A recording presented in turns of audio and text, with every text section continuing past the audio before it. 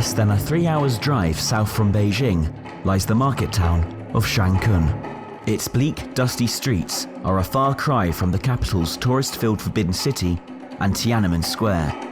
Few foreigners visit here, and those that do are usually on business. For Shanghai is the heart of China's fur pelt industry.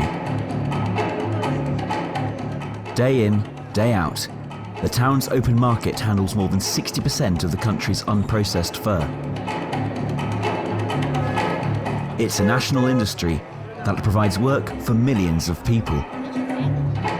The pelts sold here are destined for the Asian market, where designers create stunning clothes to be paraded on the catwalk at respected shows.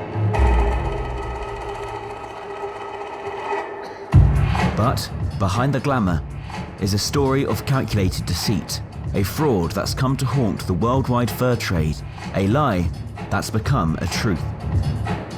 It began when 2 local men were duped into making a shocking video.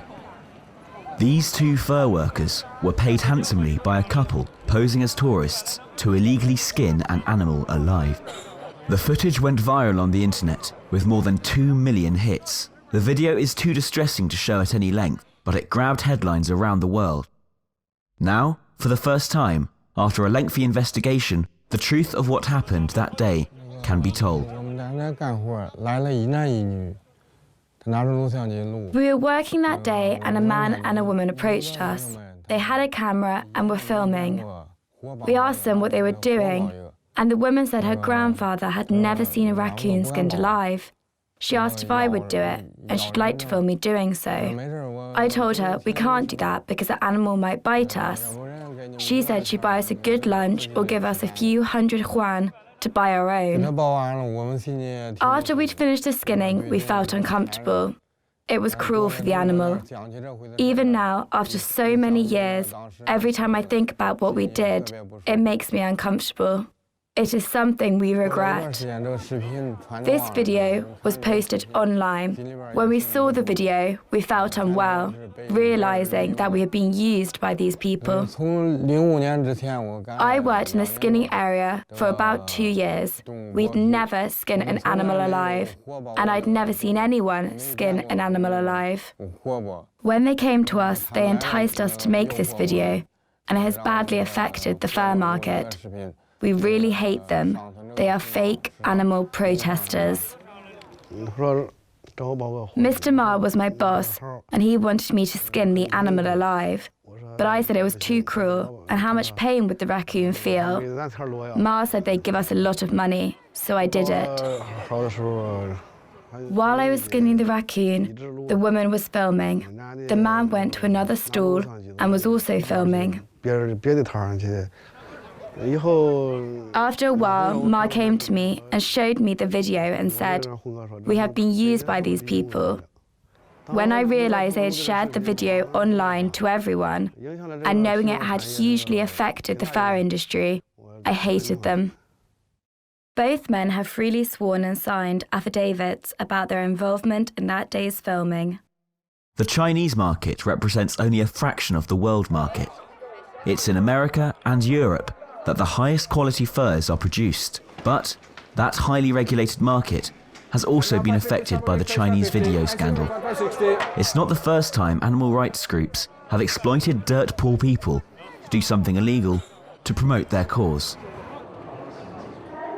The China fur business ensures its farms are run within recognized international guidelines and awards certificates to farmers. And industry leaders strongly dismiss allegations of skinning alive as animal rights propaganda. The video of skinning alive has greatly affected the Chinese fur industry. On one side, it misled customers who are not aware of the real picture in our industry. Through the video, they thought we really skinned animals alive, which had a great effect on their consumer behavior. In recent years, China has made big progress in the development of animal welfare. Chinese farmers comply strictly with the requirement of the standards and regulations to improve farming. It can be said that the fur industry has made great achievements. The farming business greatly contributes to social stability and increasing people's wealth. The Far East market is working hard to improve its image, and those all-important benchmarks are monitored by the International Fur Federation. That means having scientists suggest exactly how the animals should be cared for, independent vets and inspectors coming in to make sure those standards are being met. There is no way that a farmer would pass any inspection or indeed be allowed to sell in the fur trade if they did anything as awful as skin an animal alive. Now we have the evidence which shows this isn't true, this was made up, it was fake, and it was encouraged and paid for by animal activists. I think it's appalling that this film has been allowed to be shown so many times. It's affected the real fur industry, and I'm glad that we're able to now expose it for the myth that it is. For years, that myth has blighted the worldwide fur industry. It's a falsehood that's now been corrected, thanks to the confessions of these two men.